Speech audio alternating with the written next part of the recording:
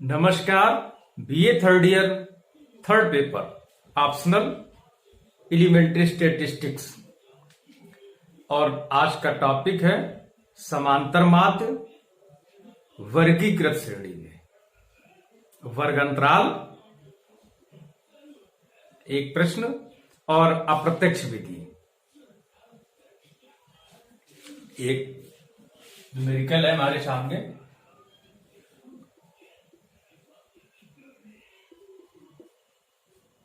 वर्ग अंतराल दिया गया है 0 से 10, 10 से 20, 20 से 30, 30 से 40 और 40 से 50। योग और फ्रीक्वेंसी डिस्ट्रीब्यूशन है तो आवृत्तियां भी है, यानी एफ 5, 12, 3, 18, 20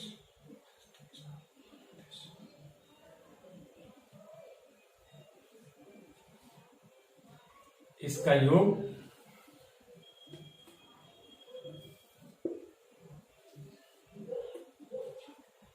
12, 5, 17, 3, 20, 10, 30, 8, 38, 2, 40, 2, 50 और ज्ञात करना है इसका समांतर माध्य।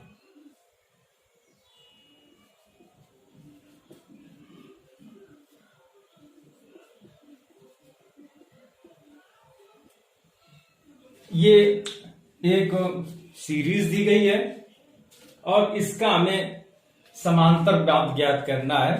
और इसके पहले वीडियो में, इसके पहले लेक्चर में हम लोगों ने समांतर माध्य का सूत्र देखा था। डायरेक्ट फार्मूला में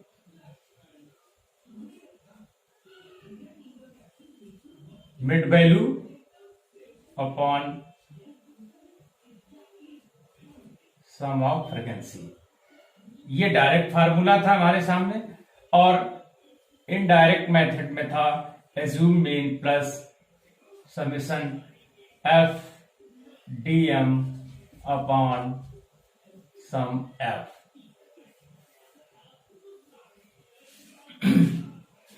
ये यहां पे कल्पित मान है, एज्यूम मीन है, और डीएम जो है वो मध्य पद और मध्य पदों में जो एज्यूम मीन से विचलन है और फ्रीक्वेंसियों का योग है। तो किस प्रकार से लगाते हैं, हल करते हैं। इसमें कॉलम को एक कॉलम और बढ़ाते हैं। सबसे पहले क्या करते हैं कि मिड वैल्यू निकालते हैं। किसकी मिड वैल्यू निकालते हैं? जो वर्ग अंतराल है 0 से 10, इसका जो मध्य बिंदु है वो निकालते हैं। वो कैसे निकालेंगे? तो उसके लिए निकालने के लिए जो पहला होगा तुम्हारा 0 से 10/2, ये m1 है। जोड़ दो 10/2, कितना आ गया?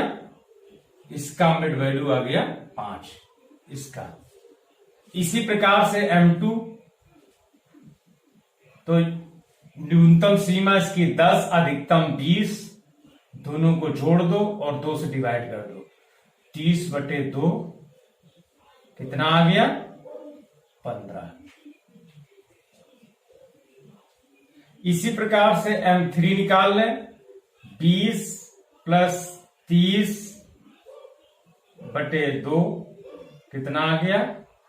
दोनों को जोड़ दें, 50 आ गया। 50 में 2 को डिवाइड कर दें, कितना आ गया? 25। इसी प्रकार से m4 निकाल लें।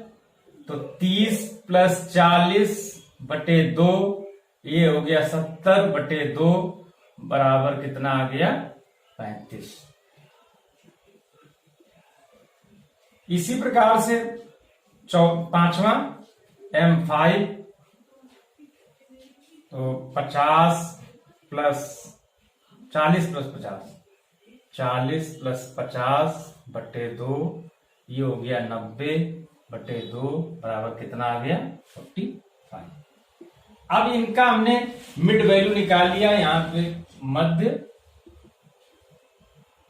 बिंदु, और मध्य बिंदु है क्या ये, तो इसको डिनोट करेंगे एम से। इस प्रकार से मध्य बिंदु निकाले जाते हैं। अब मध्य बिंदु निकाल लिया है। अब एक कोई भी, अब इसमें समांतर मार्ग की विशेषताओं में एक विशेषता ये है कि ये जो मध्य बिंदु दिए गए हैं 5 से 45,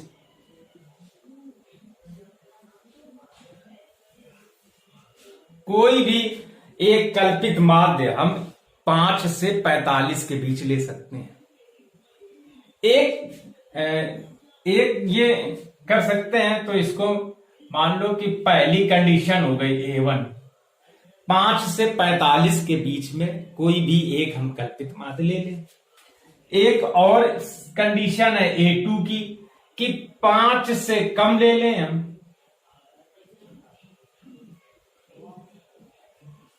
एक ये भी कंडीशन है, तुम्हारे अंदर वही है, 5 से 45 में किसको लेना है, 5 से कम ले लेंगे। जब हम 5 से कम ले लेंगे तो जितने भी मान होंगे वो 5 से, चूंकि न्यूनतम 5 सीमा यहां पर है, तो सभी धनात्मक मान होंगे, या तो 0 होगा या तो शून्य स्थिति होगी। यदि सभी 5 के बराबर होंगे या 4 जो भी लेंगे, या तो शून्य होंगे, और या फिर सभी क्या होंगे, सभी मूल्य की क्या स्थिति होगी, सभी मूल्य धनात्मक होंगे। ये 100% सत्य है। ये तो स्थिति हो भी सकती है और नहीं भी हो सकती है, किंतु ये धनात्मक वाली स्थिति ये अनिवार्य रूप से होगी, चूंकि हमारे जो वैल्यू है वो 5 से 45 और हमने एज्यूम मीन जो लिया है वो 5 से कम है, तो सारे मूल्य कितने हो जाएंगे, सब धनात्मक हो जाएंगे। अच्छा, एक तीसरी स्थिति भी हो सकती है। वो क्या हो सकती है कि हम 45 से अधिक मूल्य ले लें।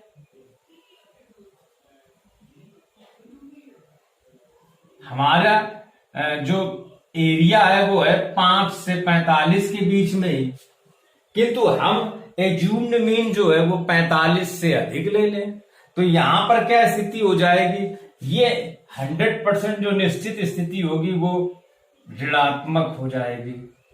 सारे मूल्य कैसे रहेंगे हमारे पास, वो ऋणात्मक हो जाएंगे। तो ये स्थितियां, 3 प्रकार की स्थितियां जो है हमारे सामने आ सकती हैं। चूंकि ये 5 से कम है तो जो मूल्य होंगे वो सभी धनात्मक होंगे, और ये 45 से अधिक है तो सभी मूल्य ऋणात्मक हो जाएंगे। अच्छा, अब हम इनमें इस कंडीशन में अगर ले लें, किसी भी कंडीशन में ले लें, ये सवाल जो है समांतर माध्य की ये विशेषता है। अब हम एज्यूम मीन जो ले रहे हैं वो ले रहे हैं 25, इसको गोला कर दो और यहां पे ए लिख दो।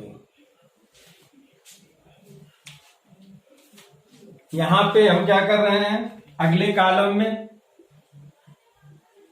विचलन, सूत्र क्या है, डीएम बराबर mid value minus assume mean.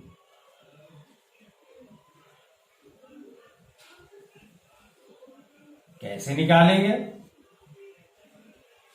Mid value का मूल्य कितना है, इसमें देख लो, डीएम बराबर DM1 लिख लो, इसको M-A1 कर लो, M1 माइनस ए कर दो, तो 5 है, और एज्यूम मीन कितना है तुम्हारा 25, कितना आ गया माइनस का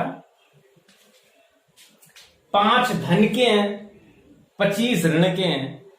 घटती हमेशा संख्याएं ज्यादा से कम है, घटेगा यहाँ पे मूल्य जो है वो 25 से ही घटेगा। क्या घटेगा, 5। अब चूंकि यहाँ पे उल्टी स्थिति है, 5 धनात्मक मूल्य है, 25 ऋणात्मक है, तो जिसका चिन्ह है जो बड़ी संख्या है जिससे घट रहा है उसका ऋणात्मक चिन्ह आ गया 20। 25 में घटेंगे 5, 5 से 25 नहीं घटेंगे, घटाना आपको 25 से ही 5 है, किंतु जिसका मूल्य, जिसके चिन्ह जो है धनात्मक है या ऋणात्मक, वो चिन्ह आ जाएगा इसमें। तो इसमें 25 क्या है, ऋणात्मक है, तो आ गया 20। इसी प्रकार DM2 हो गया। अब इसमें 15 माइनस 25, तो ये हो गया माइनस का 10। तो इसी प्रकार से ये तुम्हारा हो गया -20 -10, और 25 से जब 25 घटा देंगे तो कितना आ जाएगा, 0। और DM4 तुम्हारा कितना हो जाएगा, 35 से 25 घटा दें तो कितना हो जाएगा, धन के 10। ये याद रखना है। एक विशेष चीज ये है कि हमें चिन्हों का विशेष ध्यान रखना है, जो भी सिंबल है वो लिखेंगे। और DM5 जो है आपका 45 से 25 घटा दें तो कितना आ गया, 20 प्लस का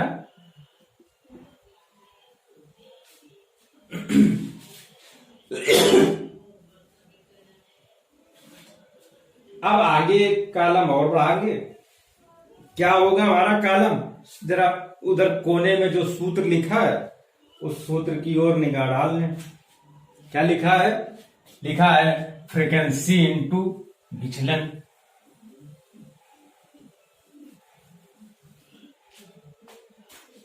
एक कॉलम और बढ़ा दें आगे, और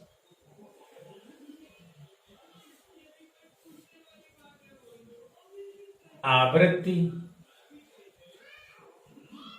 गुणा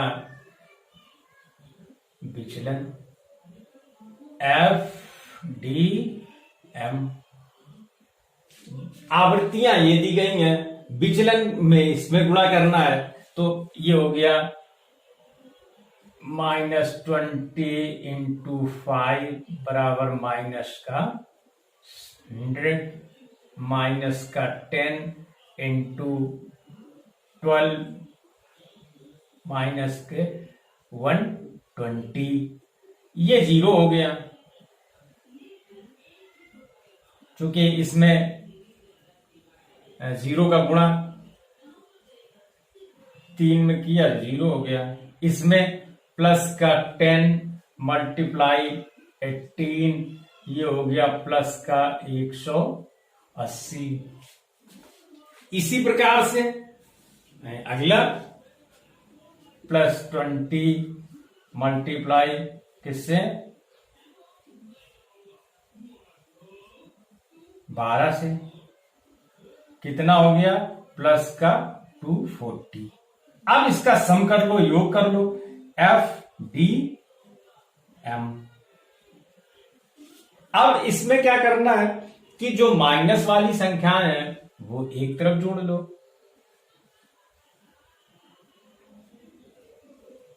कितना हो गया, माइनस का 220, प्लस वाली संख्या प्लस का 180, प्लस का 240, जोड़ दो, कितना हो गया, 320, किसका, प्लस का 300। अब प्लस के 320 है और माइनस का 220 है, तो उसको भाई घटा लो, तो ये आ गया प्लस का 100।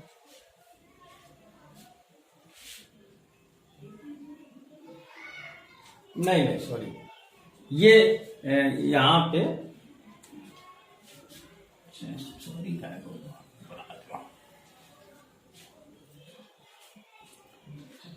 अब इसका क्या करना है कि जो माइनस वाली संख्याएं हैं वो एक जगह लिख लो। माइनस का 100 माइनस का 120 कितना हो गया, माइनस का 220, माइनस का प्लस का 180 प्लस के 240 जोड़ दो तो हो गया प्लस के 0 और 4 8 12 के 2 हासिल 1 2 1 3 1 4, तो प्लस का 420 से घटाना कितना है, माइनस का 220, कितना आ गया, प्लस का 200 आ गया, कितना आ गया, प्लस का 200। तो ये तुम्हारा एक टेबल पूरी हो गई, और जो हमें 3 जो वैल्यू हमें चाहिए थी वो मिल गई। Total f sum of frequency 50 पहले से ज्ञात है, ए हमारा ये है, और सिग्मा एफ डीएम ये निकल आया। अब क्या करना है, सूत्र में रख देना है। आगे देखो, X bar is equal to A का मान 25 प्लस एफ डीएम का मान प्लस के 200 अपॉन फ्रीक्वेंसी, टोटल फ्रीक्वेंसी 50। फिर अगला स्टेप बढ़ा दो, 25 प्लस 200 बटे 50, एक एक जीरो कट गया, 5 को एक स्टेप और रखो उसको आगे, साफ साफ एक जीरो काटो उसके बन।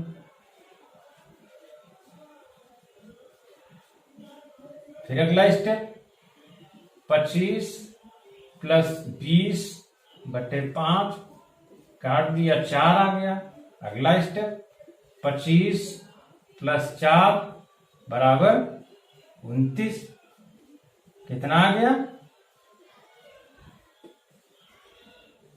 ये आपका आंसर आ गया।